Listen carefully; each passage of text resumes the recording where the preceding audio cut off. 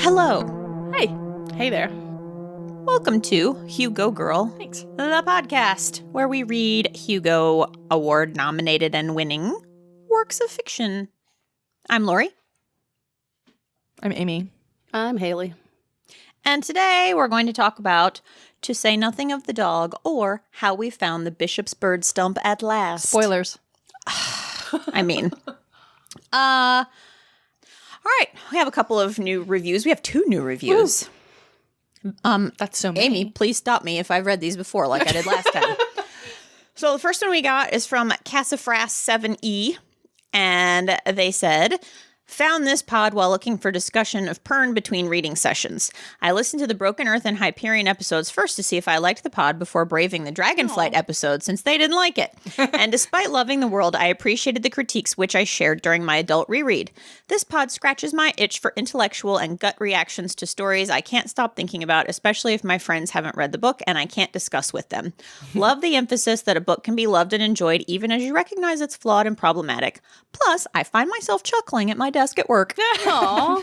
I will say we do have the most intellectual guts of anybody that I know. True. It's true. And It's we true. have some problematic faves.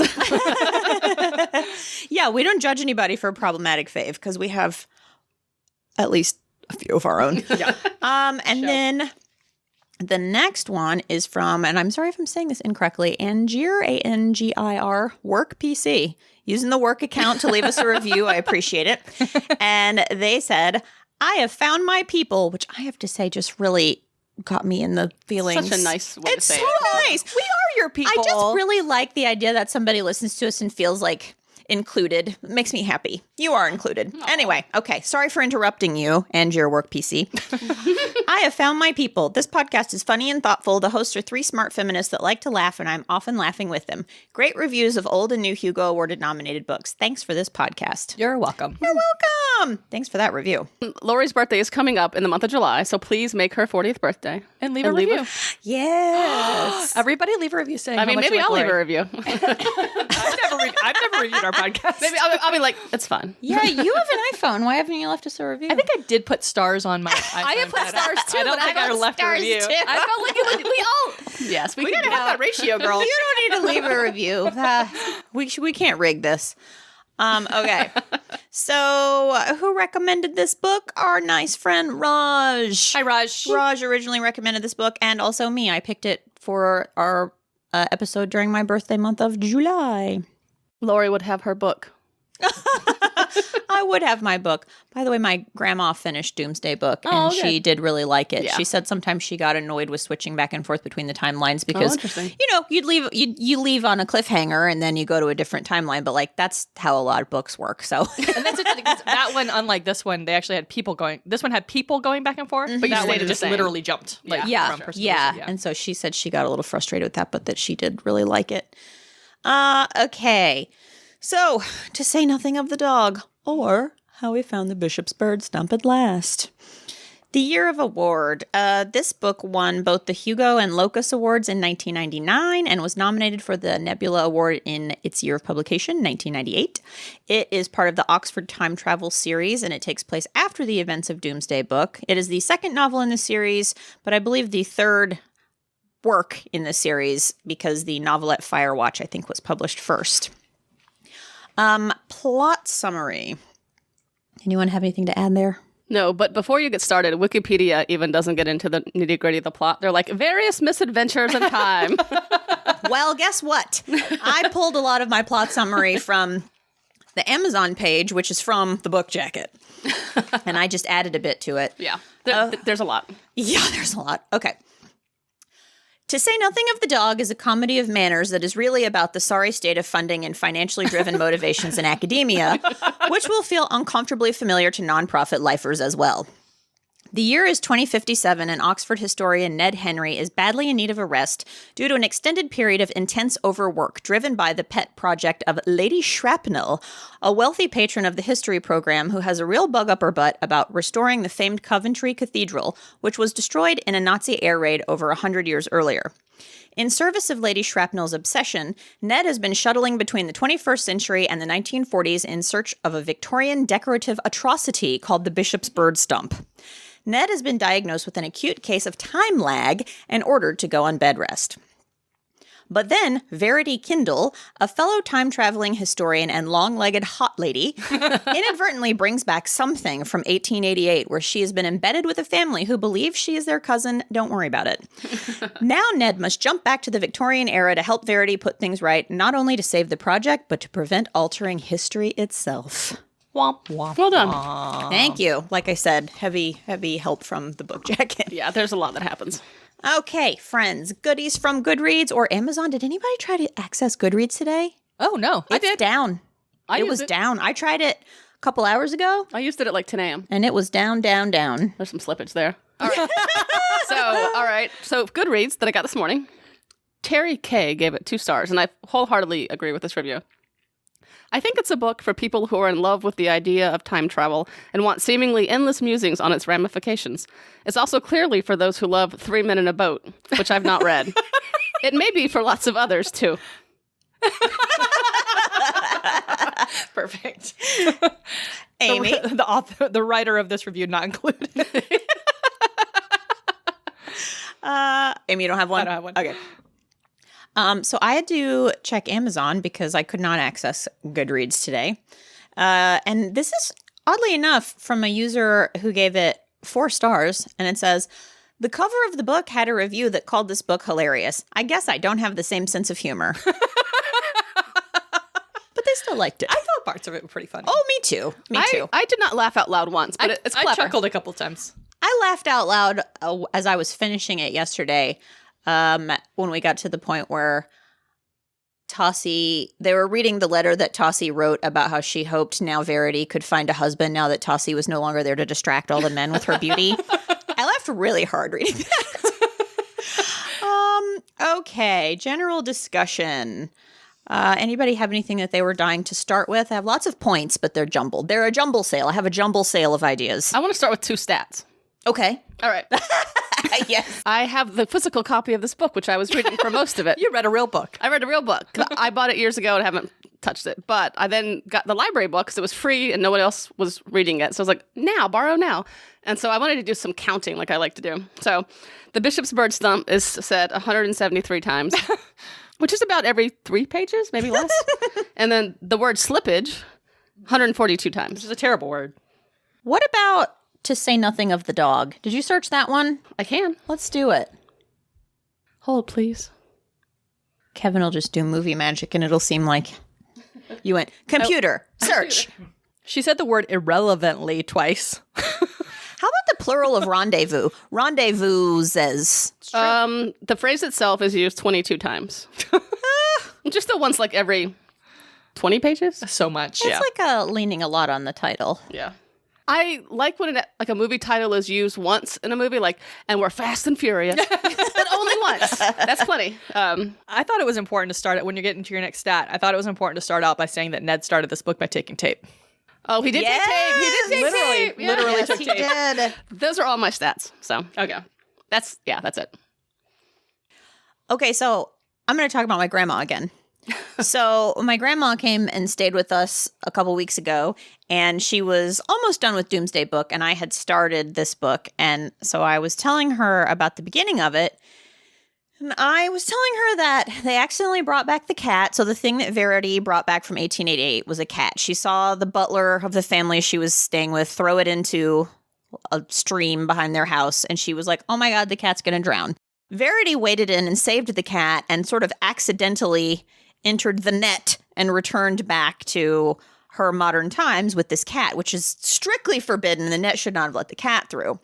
So I was telling my grandma that at the time I was reading it, the central conflict was trying to get the cat back to Victorian England so that they didn't alter the course of space-time. And my grandma goes, oh, so I didn't understand why Verity was telling Ned, is Princess Arjumand the cat? Is she okay? Mr. Dunworthy promised me he wouldn't drown her. And I was like, why does she think that he's going to kill the cat? And then I was telling my grandma about it. My grandma goes, well, it sounds like they need to kill the cat. And I was like, oh, That's why she was worried that Mr. Dunworthy would kill the cat, because I was like, my Mr. Dunworthy? My Mr. Dunworthy would not murder a cat.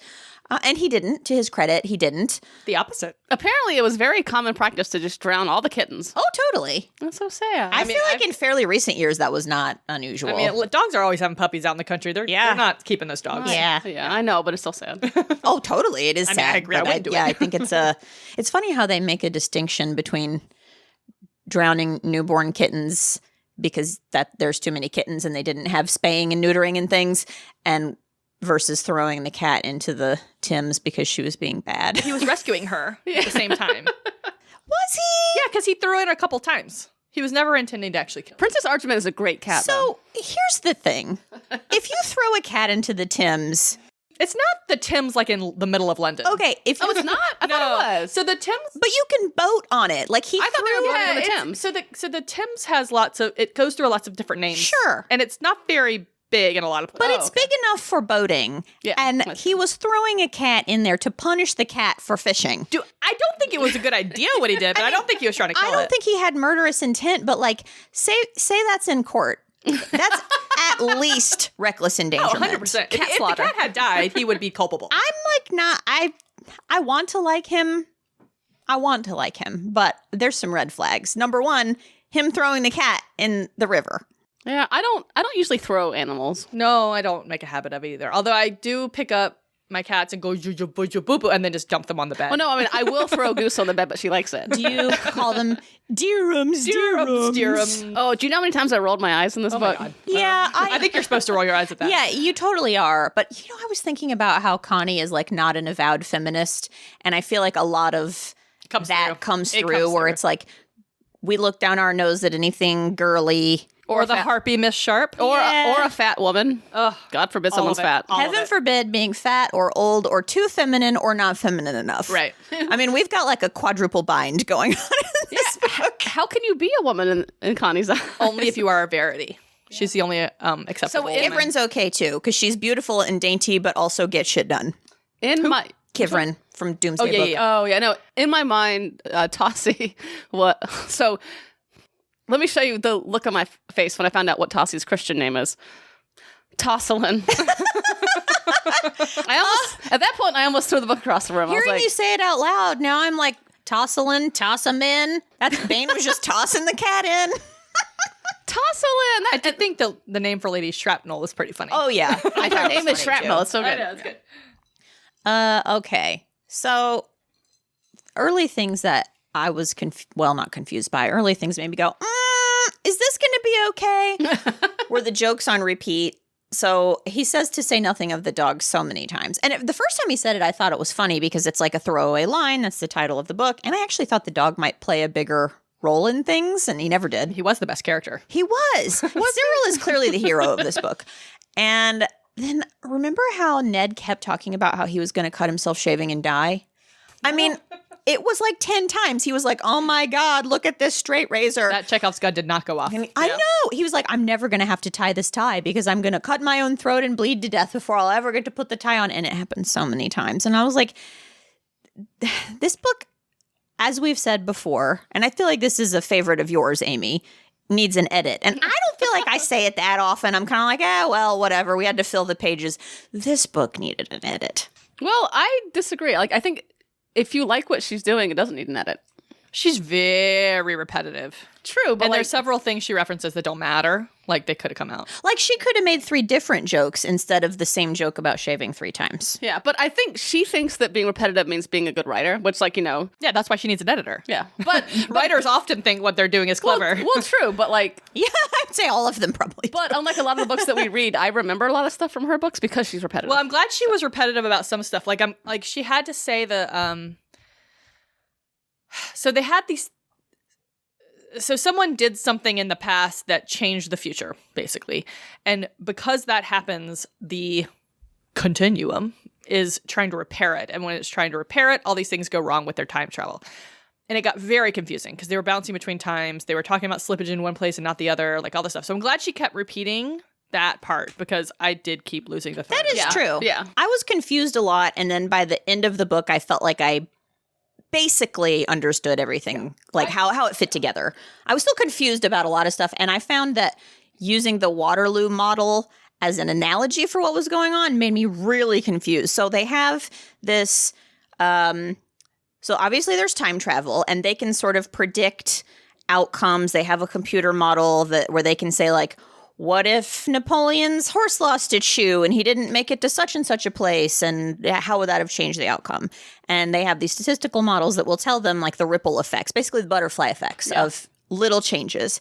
And so when they're trying to figure out why they're having slippage and how badly the cat coming back from 1888 with Verity could mess things up, I don't know why instead of not just, like, plugging that actual event into their statistical model, they used Waterloo, and they were like, what if this? Because they can test what the continuum will do if you change variables in Waterloo, because it was so minutely studied that they knew all the variables. And it was so much more important. So then they can take that, and then they can say, graft it onto something. They can use it as a benchmark kind of. Okay, and I guess they can compare it to what we know were the real world outcomes. Yeah. I just found that so confusing. Like, I did not find it helpful. I know that's why they were doing it, but I think there's got to be some other way for them to explain. Because they kept talking about Waterloo, and Waterloo did not matter to the book. Yeah. Like, I mean, the fact of Waterloo mattered to what they were doing in time travel.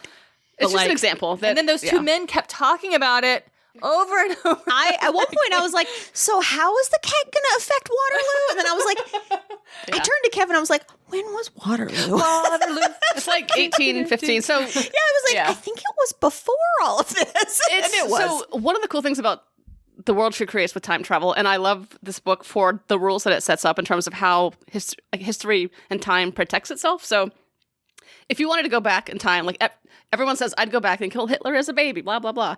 The way that time travel works is like very important events. So like Hitler's life or death impacts 50 million people's lives. You can't get within 2 years and 100 miles of Hitler's birth. So like Waterloo was equally important. Like Waterloo was like, it's one of the most important things that ever happened in the history of continental Europe. So like you try to hit that point, it's like you slide off the side of a bubble. And you can't. Like they're it's like protected. They're like, it's so important. Time travel machine won't let you. Yeah. Right. It won't even let you get close. So I think she's using that, and I think somebody in the 1880s, Waterloo would have been like a seminal event. It's not to us, unfortunately, but I mean, it makes sense in the context of who the people are in the book that they would be talking about it. Well, I don't know if that's right, though, because it's not the people in 1888 who are talking about Waterloo. It's the people in 2057 talking about Professor Pettick and Colonel. Yeah, because they were talking. They do talk about those two men. Oh, when you said two men, the other two men. You know, I need you to be more specific when you say two men. Yeah. Each one of these books gets like one major female character and then a assortment of harpies. And she's got to be very pretty. Long legs. Naiad. Just as long as he pictured her them. dress is wet. In my head, Verity was Eva Green, who I love. So Yep. I don't know makes who that sense is. to me. Either Eva Green or she's James Bond's love in Casino Royale. So I liked picturing her as the older lady, the older version of the girl who played Anne of Grey Gables. I don't know. I just imagined legs. Even though she's very short. Just long legs. Just legs and red hair. Just legs. Legs topped by red hair. Oh, yeah, I forgot she had red hair. A question I have that is at the very heart of this book. So you can't bring things back, allegedly, although that's eventually disproven. Did they want to steal the bird stump in 1940? Did they want to just study? Because I thought they just wanted to know where it was. Yeah. But why? She wanted to recreate the cathedral in the condition it was exactly at the time of the bombing. So they were just trying to confirm that it was in the church when it got bombed. Yeah. It's such a weird MacGuffin. Like, I thought they were going to like study it and like recreate it. Like, was there a reason? It was just truly she just a MacGuffin. wanted to know if she was doing it right. Yeah, so they would have recreated it had it been there. But they knew that it was there. Like, it was there like in 1939. They didn't know that it was there when it got bombed. She was like the day. Like, the moment. I think that's dumb.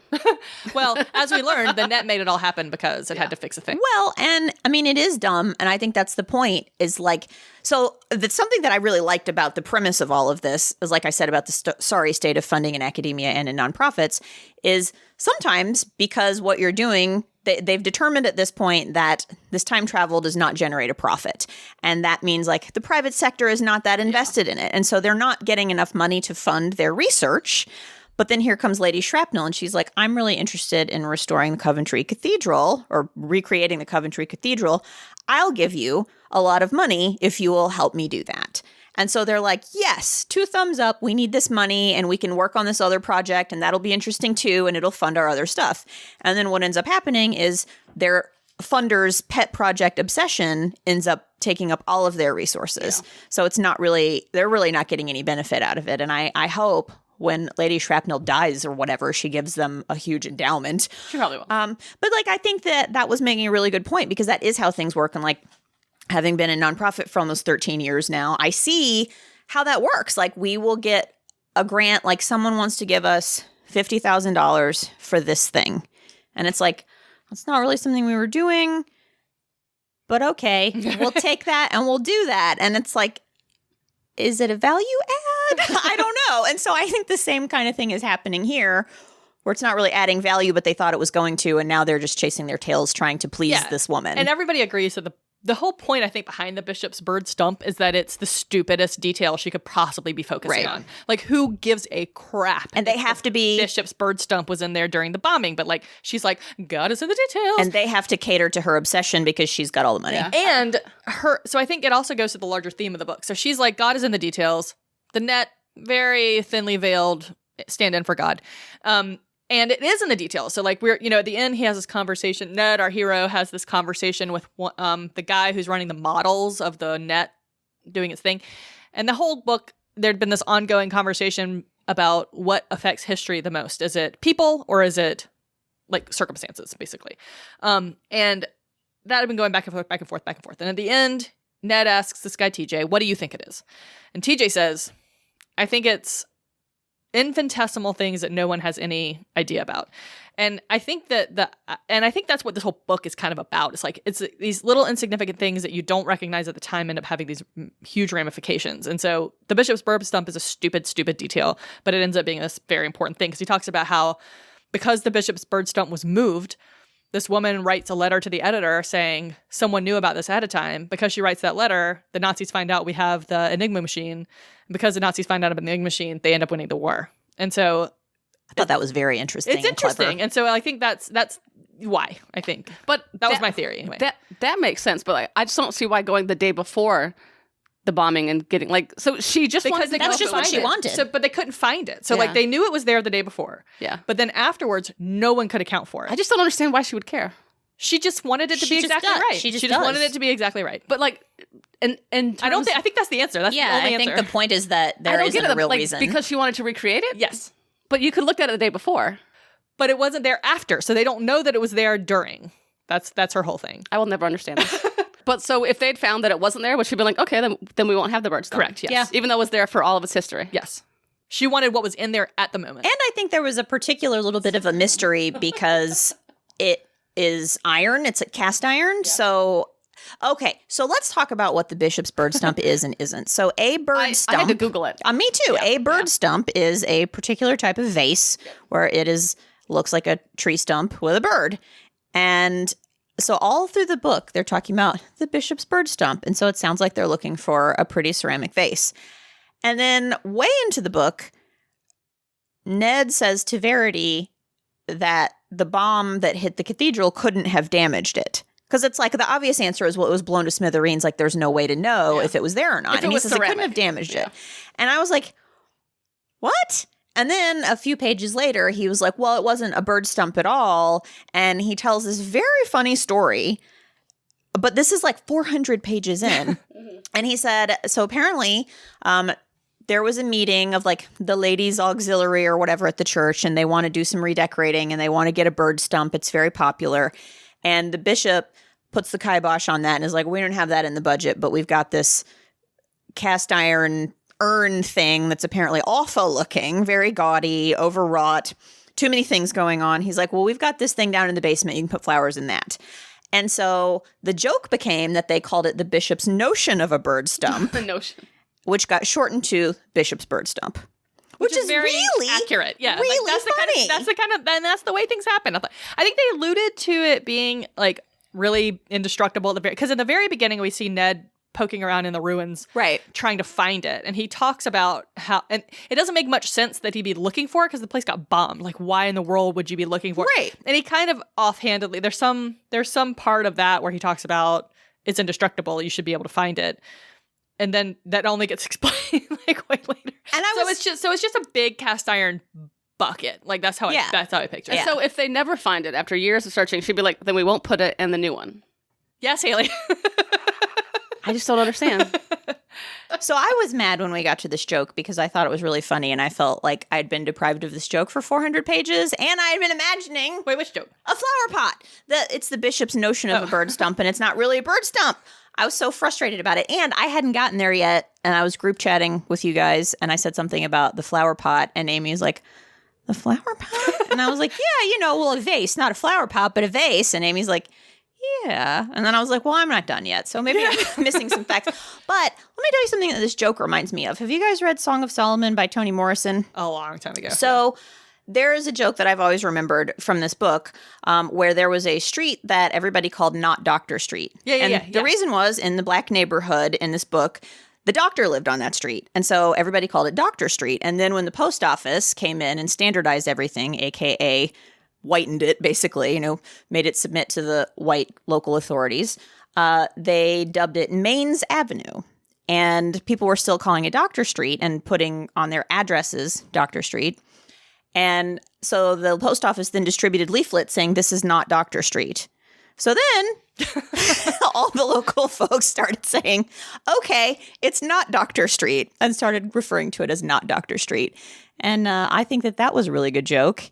And the bishop's bird stump, which evolved from the bishop's notion of a bird stump, which was not a bird stump at all, really reminded me of that joke. And I just wondered if it was any type of like homage to Not Doctor Street. Because I think it's the same kind of joke.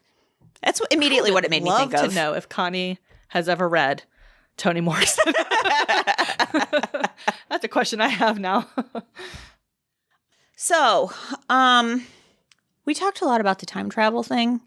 And yesterday we were talking in the group chat and then Amy was like, please save this. We were talking about when he takes the money back and a few particular accoutrements back to the Victorian era with him. I was wondering how that didn't create an incongruity, because part of the incongruity is that there can't be two instances of something existing at the same time. Right. So if this hairbrush and this pocket full of change A hairbrush. that they sent Ned back to 1888 with existed in 1888, then you've got double hairbrush and double pocket full of coins. And then I thought, maybe they were replicas, but I don't think they were, because Mr. Finch was like, sorry, it's mostly coins. The banknotes have deteriorated. Maybe it's coinage that was minted after the time. But how would they know? And if the date was printed on there, Oh, can't use it. you can't use it, because then the shopkeeper might be like, what? This says 1890. I mean, was it just so insignificant? But the only thing I so. can think of is that they talk about, there's things of such insignificance that it doesn't matter. But money seems like if you give some money to somebody, that money can do things. Well, also imagine if you pay for, so let's assume dates are printed on them, if they were, and that's how we would know that this money didn't exist in 1888. Well, so say you pay for your telegram with a tuppence, or I don't know, I'm sorry, a coin that is stamped with 1890. And then at the end of the day, the telegram man notices this 1890 coin, and then he's like, holy shit, I've got a one of a kind, I've got a coin with a mistake. And he puts it on 1888 eBay, and he becomes a millionaire because he's got this weird misprint coin. And then that's what I'm saying. Yeah. It can't be insignificant. all kinds of mess. I think that might be a mistake on Connie's part. Well, I also am like, maybe I'm just not understanding it, because She seems to fudge the rules about what can go back and forth. It seemed, because I mean, the whole book we're like, you can't take things back. But then this whole book is premised on the fact that you can take things back. And he has to have money. You can't send him back with no money. It could be counterfeit. I mean, how would they find out in 1888? I don't know. It just seems like they're They just don't tell super us. strict about And this they just kind of don't tell thing. us, yeah. I don't know. I don't know, man. Well, I was also thinking about all of Ned's stuff that sank to the bottom of the river when the boat sank, and like future historians unearthing that at the bottom of the river and being like, wow, look at all this stuff, and like coming up with this stuff. Isn't it neat? Isn't it neat? Coming up with like this totally incorrect understanding of how did this get at the bottom of this river and who did it belong to? I do like that they mentioned that people can't go back to a time where they already were. Like, because because then there'd be two of I had you. been thinking about that too. It's like historians can't really study a time in the sense that they could go look at it over and over and over again. Mm-hmm. You know what I mean? Yeah. I think that's an interesting twist too on it. Yeah, that's like in Dragonflight there's some of that, because remember Lessa goes back in time and she actually sees herself doing stuff. Yeah. But then if you cross your own timeline, it makes you feel sick. Remember how everybody was like feeling sick if they crossed their own timeline? That's right. So that's kind of a consistent. Has Connie read that? But they still could go back. It just made them like nauseous. They got a version of time lag that was way less cute than time lag in this. Yeah. Because time lag, I thought time lag was very funny. Let me see if I think I have. I like the manifestations of time lag. It's trouble distinguishing sounds. Oh, I've got it. It's maudlin sentimentality, difficulty in distinguishing sounds, and fatigue. And as soon as I read that, I was like, oh, I have time lag. I mean, it basically turns you into a Victorian. So that works out. You just have the vapors. Yeah. Well, I would like to talk about, I don't really understand why. Oh, okay. Did you guys know that Bane was Mr. C? I did. How many hundreds of pages before? Actually, that's what I was going to look at, is when I was like, it's Bane. I think it was when he talked back to her in the church. So it wasn't until then. Like, one of the early clues that Mr. C might not be called Mr. C was when they said that the servant Jane, her real name was Colleen, because it was fashionable to have English servants, not Irish servants, so you would make them go by an English name. And there was other family where they just called all of their maids Gladys, which was funny. that was my mother's name. Oh. That's also the name of the orca, the lead orca that's sinking all of those boats. Yes, it is. Go Gladys. So when they said that, I was like, well, there's some reason. Chapter 20. There's some reason that they're telling us that.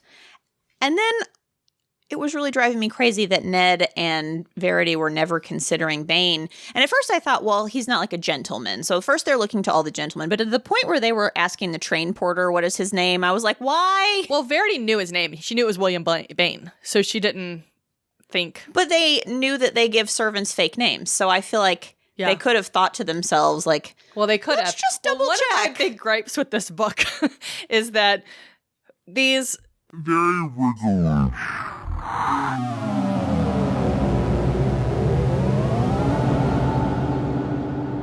Okay. Hello, we're back after a little technical difficulty. What the hell were we talking about? Welcome to Hugo Girl, the podcast.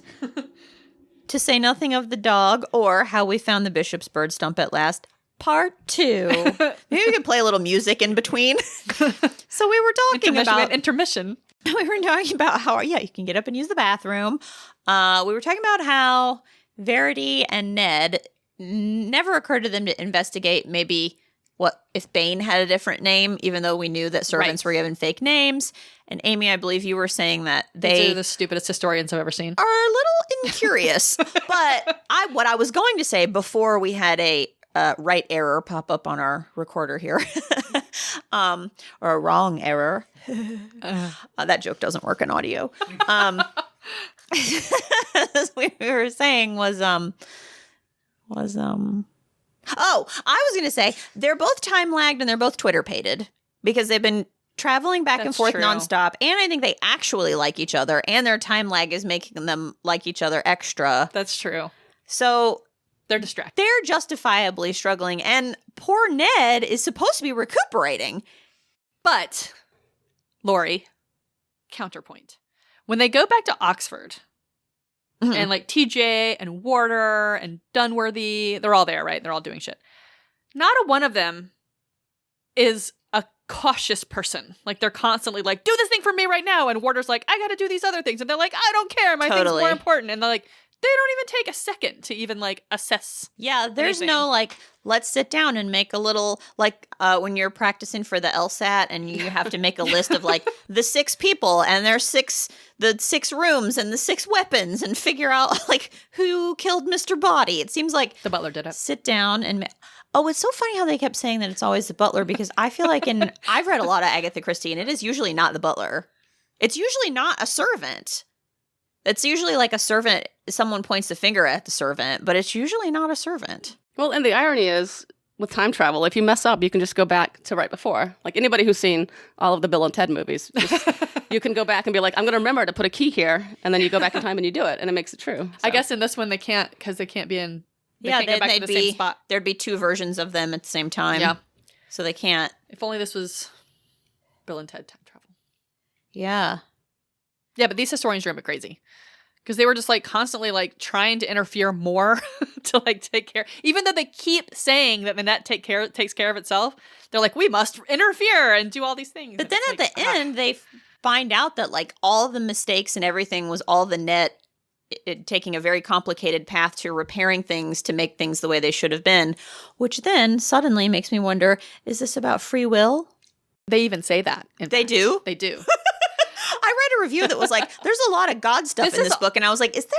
This is a whole book about predestination and free will. I was just like, oh, don't leave Cyril in the barn. Don't throw the cat in the water. How does the net know that Verity and Ned are going to react the way they do to any given situation? And we don't know. Like, and the interesting thing, and they do talk about this, is that no one quite knows how the net works. That works. Yeah. They say that at one point. I want to know how. So when she goes back into the net all those million times when she's at the house, like, is it a button she presses? Like, how does it show up? It seems to me, and I don't know, it seems to me that they have a just an intermittent. They have a spot gateway where it just goes off. Like regular every intervals. 5 minutes. It seems like I was just like, don't worry about it. Well, yeah. I think that's right. And also, it doesn't make a lot of sense. Sometimes they get dumped in places where there's a net. Sometimes they don't. Well, I think when it was what they thought was malfunctioning, but actually it was taking dramatic steps to it just puts them where self-correct. it It was just like, them. I need you to be out of the way in this 1300s dungeon for a few minutes. Okay. So I think, it was all sort of hand waved away with like, it was fixing itself, which is funny. It's like, so as an avid Doctor Who fans, I don't know if you were thinking about how Doctor Who is always just like, well, paradoxes by and large resolve themselves. Right. and like in Doctor Who, they just say that and that's it. That's it. That's fine. This book says that, but it takes 500 pages to say that over and over and over again. And that's why we have a book. She shows and doesn't tell. And then she shows again. She tells a million times and shows a million times. Yeah, so this is a very, very thorough and winding explanation of paradoxes by and large resolve themselves. I found it comforting in a way because there's that Simpsons episode where like if you go back in time and step on a fly, in the present day you'll have like weird long tongues. Oh yeah, and then he goes in and out of that door like a million times. Yeah, and then he's like, you know what, close enough, whatever. And then for the rest of the Simpsons, we don't know if that's the real reality or not. Yeah. And also the show Sliding Doors is like, yes, what could be one thing different? But I like that there is the idea that like, no, this is the past and it's going to stay that way. And it's like Back to the Future when they have alternate 1984. Sure. Yeah. Well, although that's the opposite though, because like it's very different. So this kind of changed the way that I think about time travel because when they go back into the past, that's technically the future, so it's new. So I think that changes the way that maybe that's why it's a new timeline. Like you're not going back to 1888 that was existing. You're going back into a new kind of like the 1984 of Back to the Future because it's their future. Well, and it's no longer the present for even the 2057 people. That's their future too. Even though it's in the past directionally, it's still the present moment is still going forward into 1888. So it's a brand new present. Future. Which was interesting. That's why they were like TJ or whoever can't go back. Yeah, he's like, I'm not going back where there's not black people. That was actually really funny. He's like, no, that's a 10 for me. I can't go there. Yeah, for like basically women too. So yeah, Verity, taking her. Yeah, everybody who's not Ned is Nedness privilege. Ned or Ned adjacent. Around. Yeah. My question. So I don't understand a lot about Victorian manners, but if you just kind of know somebody, you can stay with them for 3 weeks. Explain how Verity worms her way into the marrying household. She's like, a distant cousin. I'm the daughter of Malvinia's cousin. And I was like, yeah. And they'll just give you 1 million fish breakfasts. I mean, I feel like that does happen a lot in comedy of manners and that type of book where it's like some distant relative and then you find out like actually they're just some grifter. And Verity is a grifter of sorts. She's not trying to do anything bad to them. She only has good intentions, but she is a grifter. She's there for a reason of her own. And I mean, I guess maybe she wormed her way in as like saying she could be a chaperone to Tusselin. I mean, I wouldn't let my mom stay with me for 3 weeks. That's a lot. I think that part was definitely different then. Like people came and stayed. Yeah. Like they invited Ned and old Terrence in and just sort of kept them there. Yeah. They had to because there was no TV. So weird. Exactly. What else are you going to do? Plus, you need fresh guests for your seances. I thought that part was really cool. I like that. I went to I think it was a Dragon Con last time we went. A seance? No, there was a panel on. So not a seance. I did not personally attend a seance. No, there was a panel on like that whole phenomenon, like the whole spiritualism phenomenon in the late 1800s and the Fox sisters and like all this stuff. It was really interesting. So that leads me to the Terror connection. Yay! The Fox sisters. Yay! They're in the Terror. Yes, they are. Oh, yeah. They pop up in Crozier's dreams.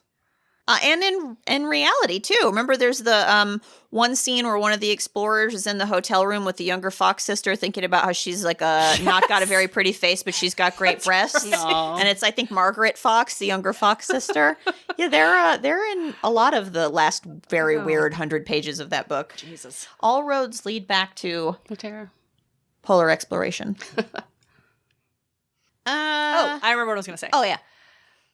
So the free will thing is interesting. I think it bears returning to because at the end of this book, TJ waylays Ned and says, look, there's this thing in these models and it looks like something happens in like 2357, like Oh yeah. 300 years from now or whatever. Oh, yeah. And so they're left wondering, is everything they're doing the net taking care of some weird thing that happens in 2357? And like the rest of their lives, they're going to have to wonder, is any decision they're making theirs? That's why we shouldn't Or have time not. travel. Yeah, it's interesting. Well, I thought it was really irresponsible of them to be like, oh, just go rest for 2 weeks in the 19th century. Like, the amount of paradoxes that could be created. Once again, I will say, hashtag not my Mr. Dunworthy. The Mr. this was not Dunworthy, tourism. What are we doing? the Mr. Dunworthy I know would not take a sick student and be like, all I need you to do is take this cat.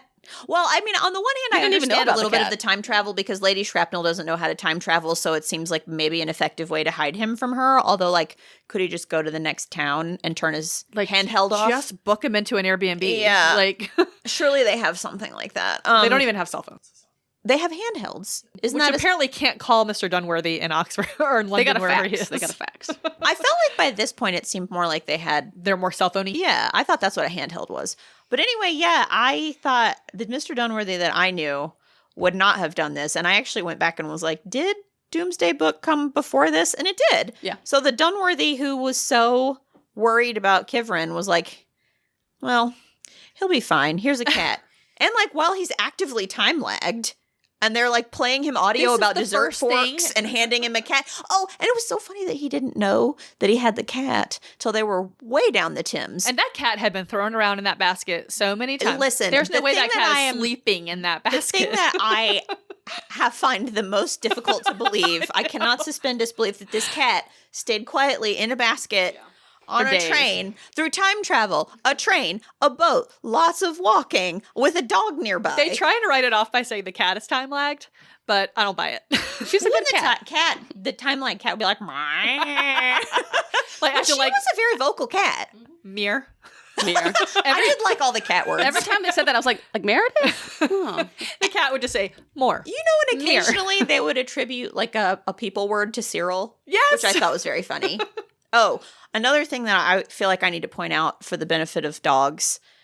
At the jumble sale, Ned bought Cyril a currant bun. And I'm here to say, please don't feed a dog a currant bun. Because currants, at least as we refer to them in the US in 2023, are grapes. Yeah. And grapes are toxic to dogs. Now, I went to the internet just to make sure that I knew what a currant was. And it said a true currants are probably not. But usually when people say currants, they're referring to this particular berry. Now, maybe in 1888 it was different, but I don't think Ned was like, oh, 1888 currants are safe for dogs. That's something that I learned in the tape that I took. So I want to say, don't feed Be dogs careful with currants. any fruits, shriveled or otherwise. Don't buy a With them. currant bun for a dog. So in this book, cats are extinct, but in her other short story, dogs are extinct. She likes to have animals disappear. Why is she doing that, Why Jess? is she doing this? I don't know. So I would say in defense of Ned that I think dogs in the 1900s or 19th century probably ate whatever. They were largely on their own to survive. I feel like dogs today are like, oh, my tummy hurts. Give me chicken and rice. I've been feeding Jeremy chicken and rice for I make chicken and rice for my dogs when they're sick. But raisins will cause kidney failure, so he may not have known that. So I didn't know that before. The one time I had a dog, R.I.P. Moxie. I had no idea about the grape thing, and I used to throw them, and she'd catch them in the air. She didn't die. She was okay. My dog ate grapes growing up. He was fine. Apparently, some dogs have a bad problem with them. Some dogs are fine. It is weird how, like, It's just a very dicey. what is it that is it a grape because it doesn't kill us? And we're pretty similar. I so. know. I know. I read on the so weird. Same with chocolate. the petpoisonhelpline.com Oh. that it's not really understood why grapes are so bad for dogs. Let's see. I don't remember if I said this or not. I know that this is a comedy of manners, so like people fall in love and it doesn't always make sense. But when Bane makes this pronouncement of all these nice qualities that Tossie has, that she's just like not living her authentic self because she's been wedged into this ignorant, girly, rich girl persona, which is like what's available to her in this society. That's how she was raised, yeah. How does he know? He's like, you're actually smart and you have a strong spirit and a good heart. And I was like, how does he know any of this? Like around her a lot. I mean, Just live with her. I was around her a lot, and she was. Well, I mean, she wasn't mean. The letters later also don't seem to evidence some new education. Like she doesn't seem much better in the letters. No. So I was like, I understand. Like I've read Love enough is Blind, Lori. stories, like in these actual types of stories, to understand that these things don't always make sense. But I was like, Bane, come on, like just say she's beautiful. Yeah, Everyone else will at least be like, yeah, she's just really beautiful. I'll get into it in my misogynist moment. Yeah. Okay. Should we move on to our additional segments? Okay. Does anybody have a feminist favorite? I do not. I have potentially two. Okay. Ooh. Lady Shrapnel commandeering all of time travel. And then Madame Iratosky pulling so many scams. She was pretty great. I like a confidence man. It was hard to find them, so those were two outliers. I also kind of liked Lizzie. So the culprit of the missing bishop's bird stump was Lizzie Bittner. And I kind of liked the idea of her pulling off this caper and then just sitting on it for like 90 years. Yeah, that was kind of just cool. hanging out with, and like just having the bishop bird stump in her attic along with all these priceless treasures and just never telling anyone. A lady has her secrets. I kind of like Yeah, that. I did not have any. I feel like Connie does do the sort of just general competence of women in her Verity books, is a but competent woman. totally. Yeah, and she totally is. She's got sense and sensibility, And great legs. and great legs. And Mrs. Bittner also was beautiful in her day. Thank God. She had all the men after her, Lizzie. She really did. And then Ned at one point, when she smiles at Ned in 2057, and he was like, I saw a glimpse of why all the men were in love with her. And it's so funny. It's like, I was looking at this old lady, and suddenly I could tell that she used to be beautiful, and that's why all the men liked her. And it's like, thank God you said that. Yeah, but not now. She's ugly. We hate her. And no one could ever love a woman who hadn't had a great smile in her 20s.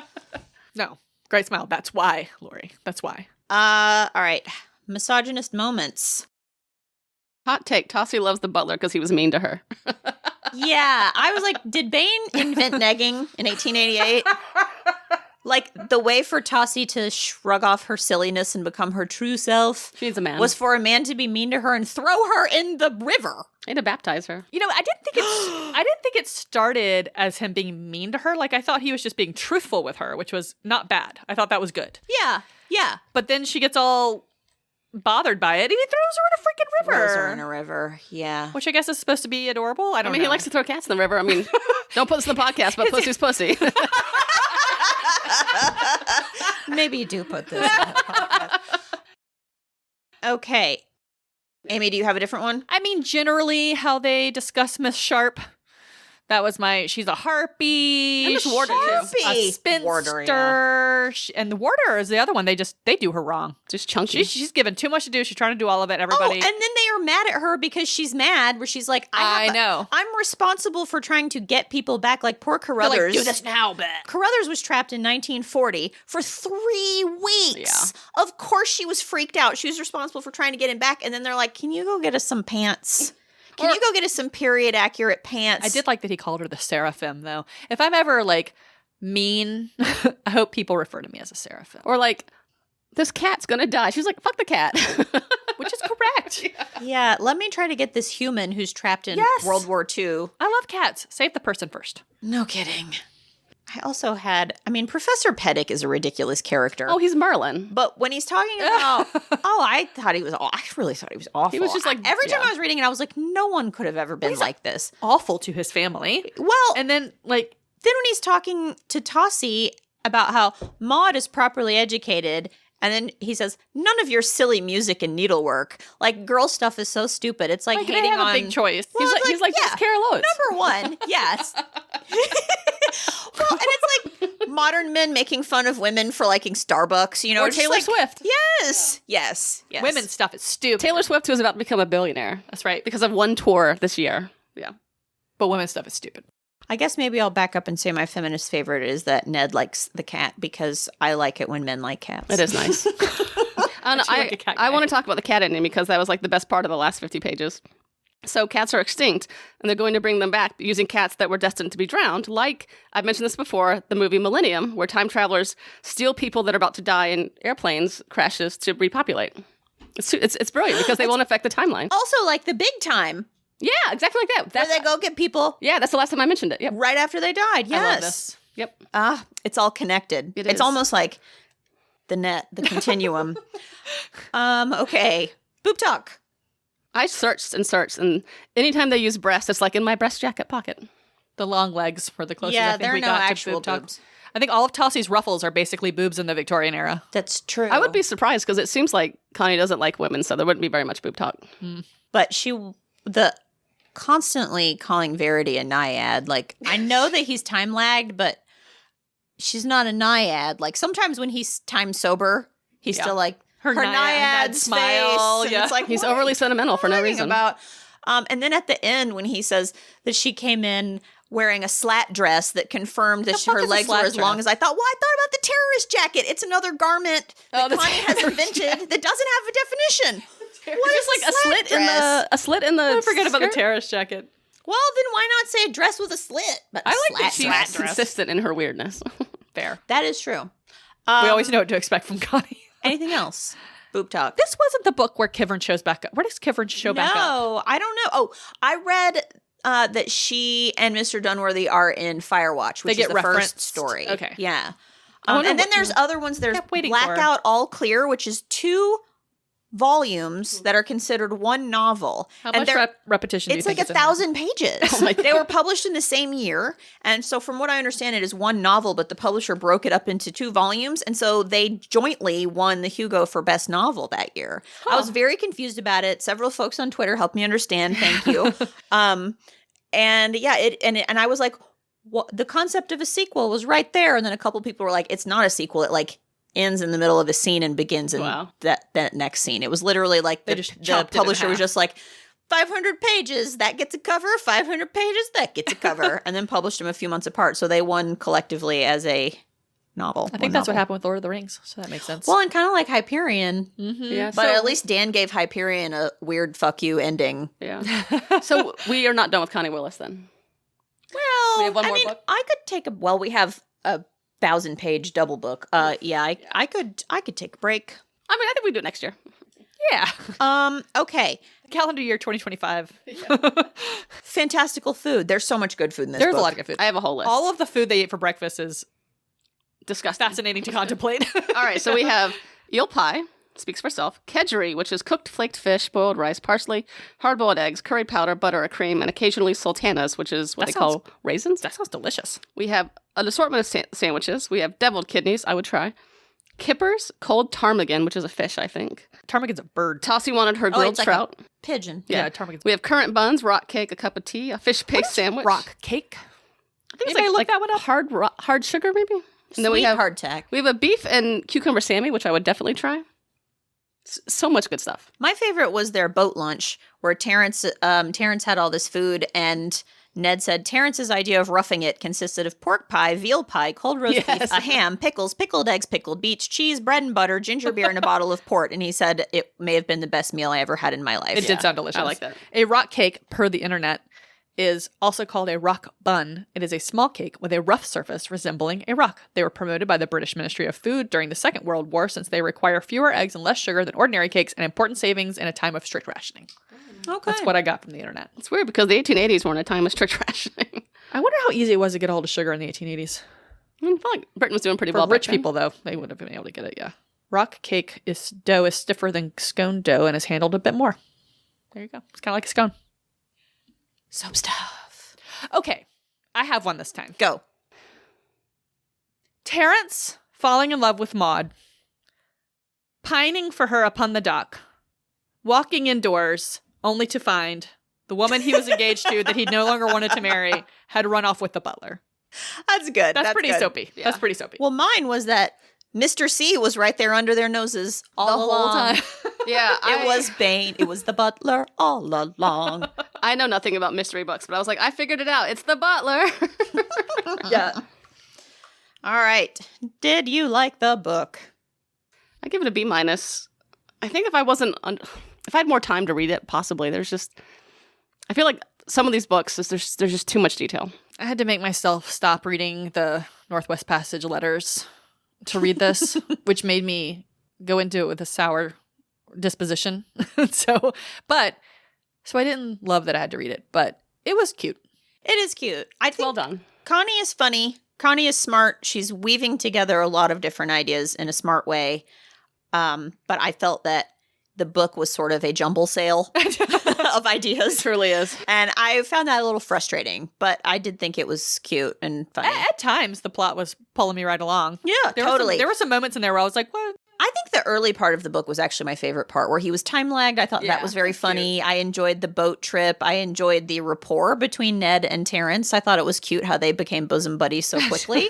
I love Cyril. I love a bromance. I love Princess Arjumand. Yeah. Cyril and Princess Arjumand were the best characters. Totally. Hands down. I like that they were friends. A cat and a They were dog being too. friends. I love like, an interspecies friendship. yeah, I totally. think if I knew more about comedies and manners, which I know nothing about, She definitely was going for something here. Like she nailed it. She did. it definitely had Yeah. echoes of She also- Austin yeah. and shit. And like you studied in Oxford. I've never been to Oxford. Like it's not my place. If this was in like 19th century I Paris, wish that might might have been an like actual. yeah. I wish they did more things in Oxford. Well, let's find a book set in Savannah. Oh, there you go. Midnight. Yeah. Oh, Midnight in the Garden of Guinea Wool. That could be our Halloween book. I've actually been reading a fantasy book called I forget the name, Ship of Magic. It's by Robin Hobb, and it's like a fantasy yeah. book but on a boat. And I dig it because there's like words I know and understand. So. Various knots. Okay. Star Wars or Lord of the Rings? I think it's Lord of the Rings because there's lots of breakfasts. There's an oppressive Victorian feeling, and there's river journeys. I guess Lord of the Rings because that he wrote closer in time to most comedy of manners. I feel like So- C.S. Lewis went to Oxford, probably. Yeah, he definitely did. You mean Tolkien. Tolkien and Tolkien. C.S. Lewis both did. So I don't that like them works. equally. They were so. friends. I also said Lord of the Rings. It's a group of friends on a quest. Lady Shrapnel's kind of a lesser Sauron. And the One Ring could be either Princess Arjumand or the Bird Stump. It's definitely Ooh. Bird Stump. It's unanimous. Yeah, it is unanimous. You almost never weigh in, so that's good. Yeah. Okay, coming up next time, I believe we decided the moon is a harsh mistress. That's what we decided. And We then gotta take our medicine. we will post the others. We'll let you know. You'll know as soon as we do. Right. Don't forget to rate, review, and subscribe. Thanks for listening. Bye. Okay, bye. Hugo girl. Hugo girl. Hugo girl. A hilarious podcast. If you can't make your own eye juice, store bought is fine. Yay, outro.